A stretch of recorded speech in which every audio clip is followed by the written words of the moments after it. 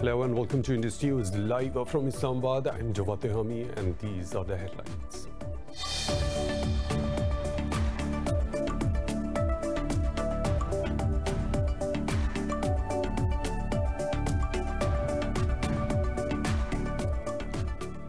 The United States has urged the Taliban to immediately stop their offensive in Afghanistan's Helmand province. In a tweet, Commander of the Allied Forces, General Scott Miller, said violence undermines the ongoing Afghan peace process. The Afghan government has claimed killing 70 Taliban fighters in response to attacks in Helmand.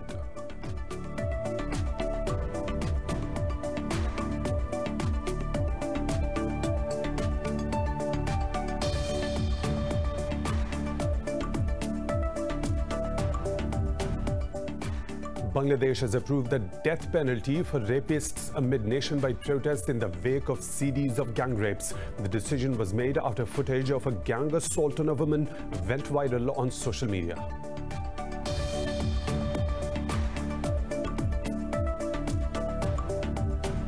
In occupied Kashmir, Indian troops have martyred 2 more people during a military raid in the Srinagar district. This brings the death toll from violence by Indian forces to 8 in the last 3 days. The region has been under curfew and communications blackout since India revoked its autonomy last year in August.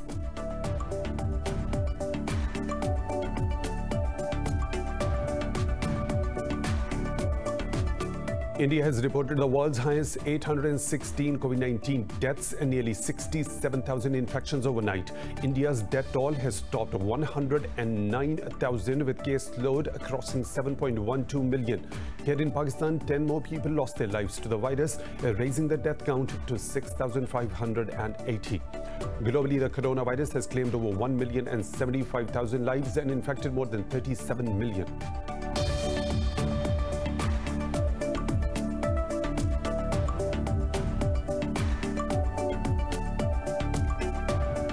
US economists Paul Milgrom and Robert Wilson have won the 2020 Nobel Prize in Economics for their contribution to auction theory. The duo introduced theoretical discoveries that improved how auctions work. They will split a prize money of over $1 million.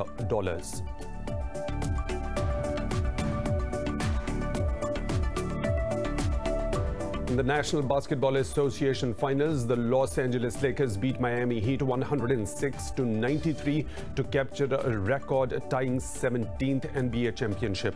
The Lakers sealed the best-of-7 title series 4-2 thanks to a triple-double by MVP LeBron James.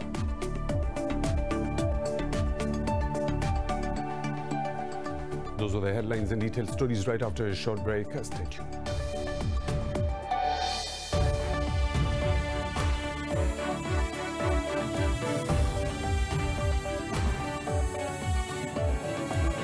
Welcome back. And now for the news in detail. The United States has urged the Taliban to immediately stop their offensive in Afghanistan's Helmand province. In a tweet, a commander of the Allied Forces, General Scott Miller, said the violence undermines the ongoing Afghan peace process. He said the US forces conducted several strikes in the last 2 days to defend the Afghan forces in Helmand. The Afghan government claimed to have killed 71 Taliban fighters in response to attacks in the province.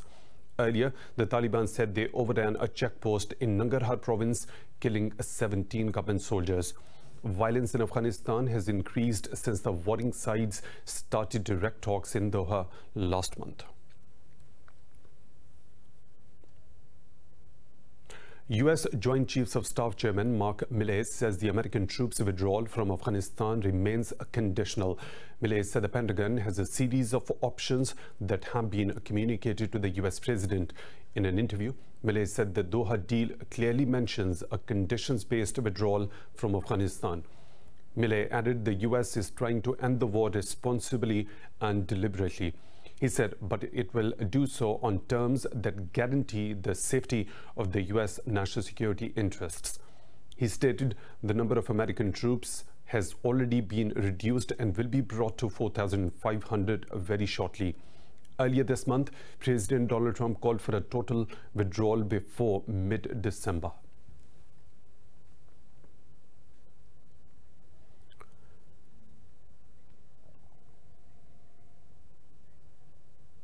So is to follow right after a short break. Stay tuned.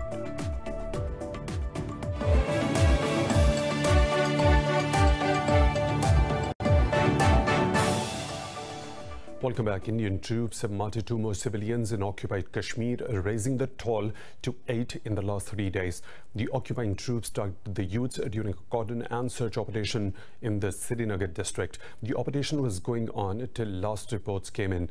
The killing of the youths triggered anti-India protests in the Rambagh area of the Srinagar city.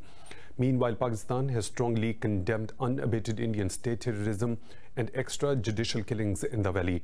In a statement, the Foreign Office said Indian forces target innocent civilians in fake encounters. It called upon the international community to take full cognizance of the aggravating situation in the occupied valley. Occupied Kashmir has been under New Delhi's crushing curfew and communications blackout for the past 435 days. Turkey has asked Russia to press Armenia to abide by the ceasefire terms in Nagorno-Karabakh. This comes after Azerbaijan accused Armenia of importing Russian missiles on passenger aircraft under the garb of humanitarian aid. In a statement, Turkey's foreign ministry strongly condemned Armenian missile attack on civilians in Azeri city Ganja. Azerbaijan's defense ministry said 9 people were killed and 41 others wounded in Armenian bombing in Ganja. Meanwhile, the European Union has expressed deep concern over reports of violations of the ceasefire. In a statement, Foreign Policy Chief Joseph Borrell said EU member states should engage in substantive negotiations without delay. Over 400 people have died and thousands displaced since the fighting in the disputed region started nearly 2 weeks ago. Iran has criticized the International Atomic Energy Agency chief's remarks on Tehran's nuclear activities. Iran's representative in Vienna, Kazim Gharibabadi, said Rafael Mariano Grossi's remarks are self-drawn. He said criticism over producing a significant quantity of enriched uranium is irrelevant to IAEA's mandate. Gharibabadi also expressed concern over 1,300 tons of highly enriched uranium and 300 tons of plutonium worldwide. Earlier, Grossi said Iran continues its nuclear enrichment activities more than what is committed. Greece says Turkey's move to carry out seismic surveys in the eastern Mediterranean is a major escalation of tensions. The Greek Foreign Ministry says Athens calls on Ankara to reverse its decision.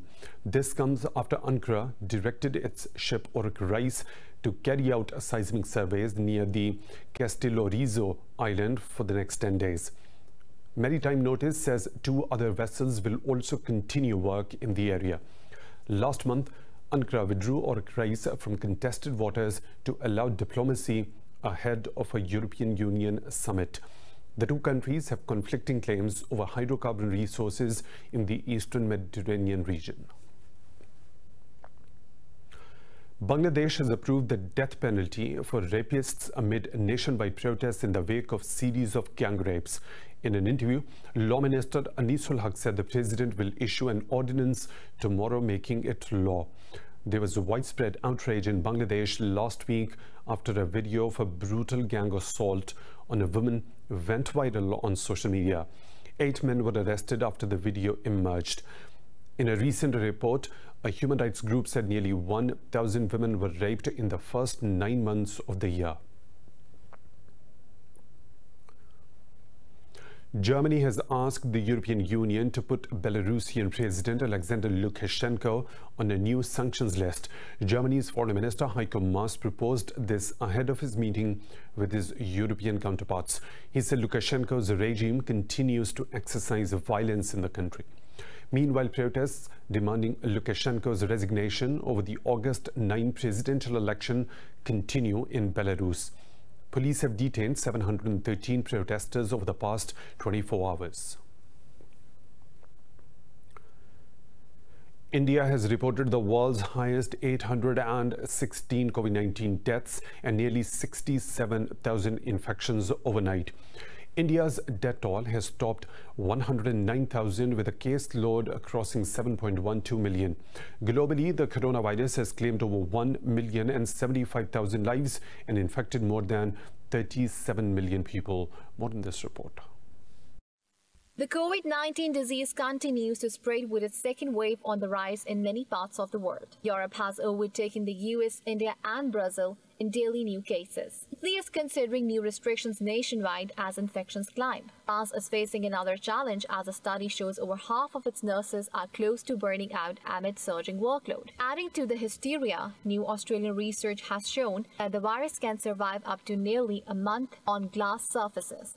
Another important factor is that we still don't know what an infectious dose is. So even though we were able to recover infectious virus up to 28 days, that may not be enough to actually cause an infection. But I think the key message really is to wash hands where possible and sanitize your hands with an alcohol-based disinfectant often.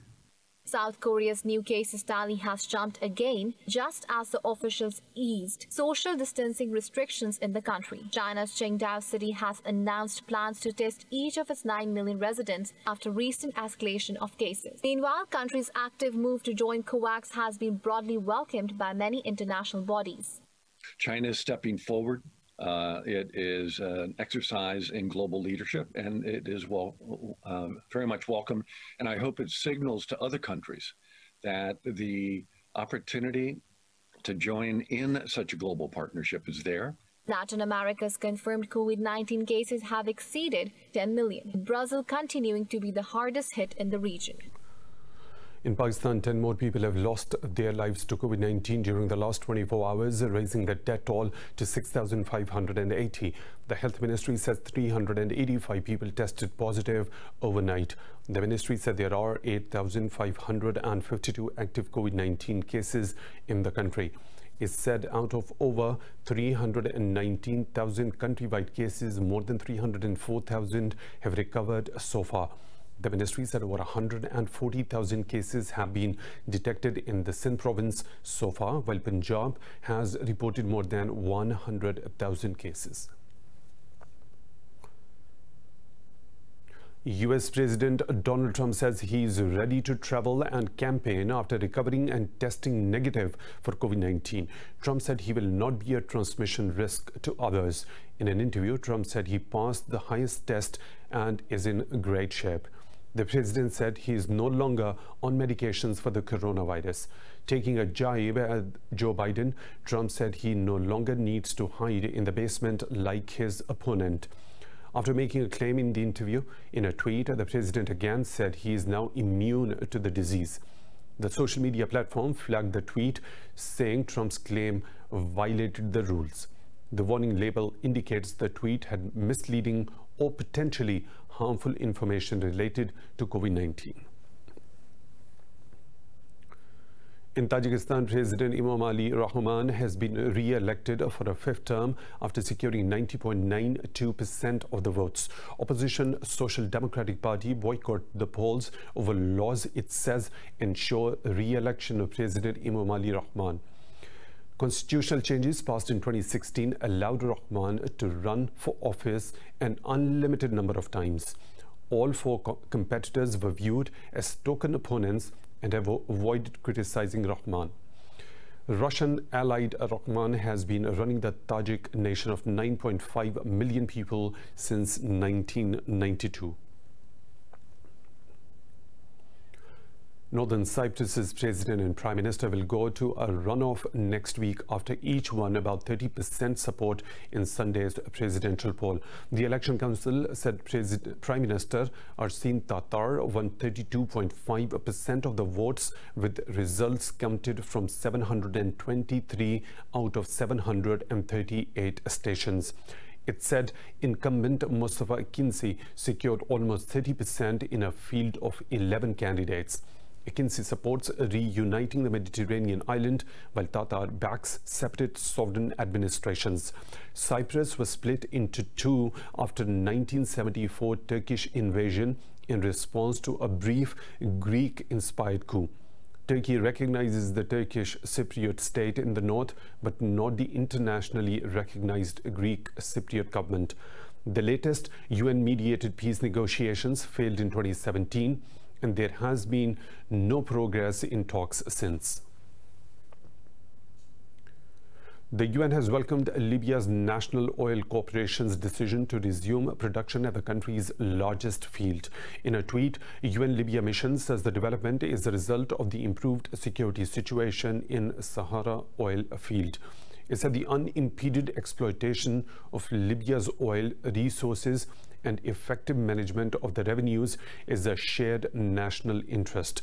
The mission stated the decision reflects the constructive atmosphere created for intra-Libyan military and political talks.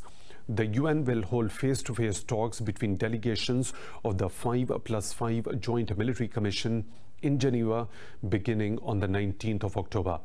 Earlier, the NOC said it has reached an honor agreement with forces loyal to Khalifa Haftar to end all obstructions at the oil field. Amnesty International has called on the UN Security Council to take urgent action against Myanmar in the International Criminal Court. In a report, Amnesty said evidence shows Myanmar army is committing grave human rights violations in the country. It said there are no signs of the conflict ending. Several incidents involving civilians injured or killed by the army have been reported in Chian and Rakhine states in recent weeks. In France, nearly 40 unidentified people have tried to storm a police station in the Paris suburbs. Police posted a video showing assailants armed with metal bars and fireworks trying to forcefully enter the station. The motive for the attack is not yet clear and nobody has been arrested. The police station is located in an area known for drug trafficking. Since the end of a lockdown, a spate of criminal incidents across the country has put the government on heightened alert.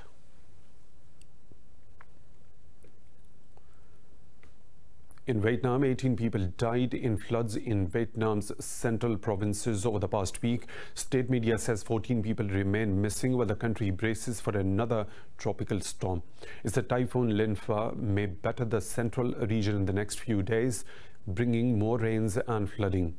A government report said floods have cut food supplies to thousands of people.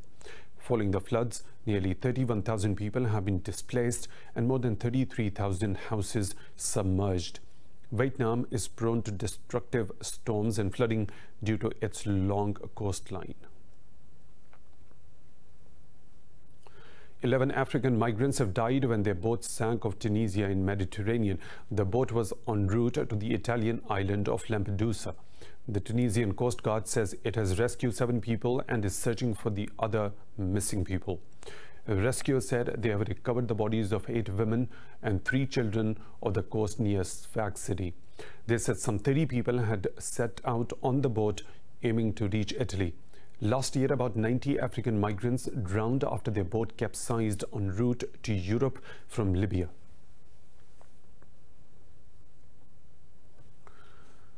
A total of 390 illegal migrants have been rescued off the Libyan coast over the last 2 days. The International Organization for Migration said migrants, including women and children, have returned to Libya. The agency said its teams are present at the disembarkation point on the coast to provide emergency assistance in such events. Earlier, the agency said in 2020 it rescued over 9,000 illegal migrants. The organization also said 196 migrants died and 275 others went missing on the central Mediterranean route this year.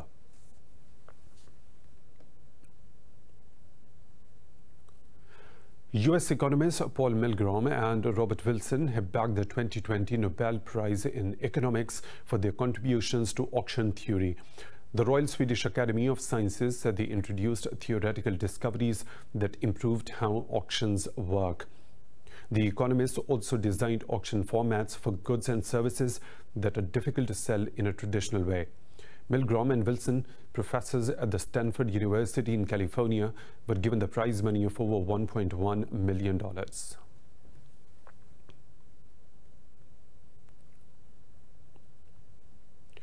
China has successfully launched another remote probing satellite for ecology, agriculture, and surveying purposes. State media said the Gaofen 13 will provide early warnings for upcoming natural disasters and assist in relief operations.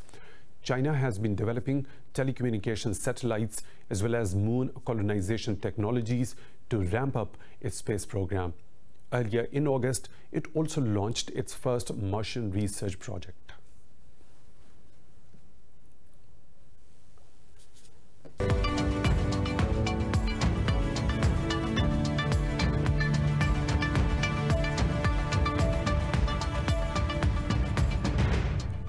Pakistan's Prime Minister Imran Khan says remittances from overseas Pakistanis have risen to $2.3 billion in September. In a tweet, Khan said this amounts to a 31% increase year on year. The Prime Minister said compared to August 2020, the amount is 9% higher. Khan added, this marks the fourth consecutive month that remittances have remained above $2 billion. Earlier, Asian Development Bank said Pakistan's economy may grow at a pace of 2% in the current fiscal year. It said economic sentiment improved with the resumption of structural reform in the country. China and Cambodia have signed a free trade agreement to promote bilateral economic ties. In a statement, the Chinese Commerce Ministry said under the agreement, both the countries will offer tariff cuts on each other's products. It said the agreement covers a wide range of sectors, including trade, tourism, and agriculture. China's State Councillor Wang Yi and Cambodian Prime Minister Hun Sen attended the signing ceremony. Wang said mutually beneficial cooperation between Beijing and Cambodia maintains a great momentum. The agreement marks Cambodia's first free trade agreement with any foreign country. Most European stocks are trading higher as investors are tracking overnight gains in Asia on the back of a strong Chinese data. The pan-European stock 600 has edged higher with telecoms and autos adding more than 1%. The CAC 40 in Paris has advanced marginally. Frankfurt's DAX 2 has edged up fractionally. The FTSE MID in Italy has managed to claw a fraction above the flat line.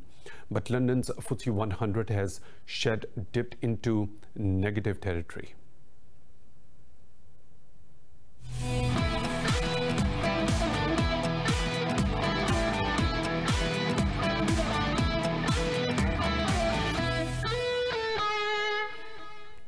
In the National Basketball Association finals, the Los Angeles Lakers beat Miami Heat by 106 to 93 points to capture a record-tying 17th NBA championship. The Lakers sealed the best-of-7 title series 4-2 thanks to a triple-double by MVP LeBron James. James hooped 28 points, 14 rebounds and 10 assists while spearheading a defensive that doused the Heat's offense. Speaking after the game, the NBA All-Star called for racial justice and an end to police brutality against Black Americans. The victory has tied the Lakers with the Boston Celtics for most NBA championships. South Korea's Kim Sa-young has surged to her first major title with a victory at the Women's PGA Championship in Pennsylvania. The world number 7 began with a 3-shot lead and posted 7 birdies to finish at 14 under.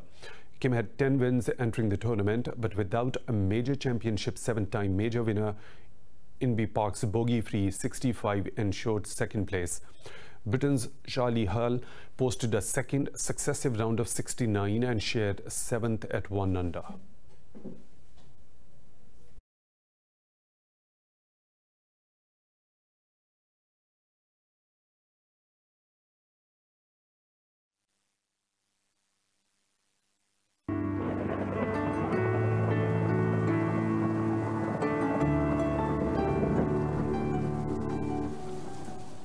And now the weather situation from around the globe.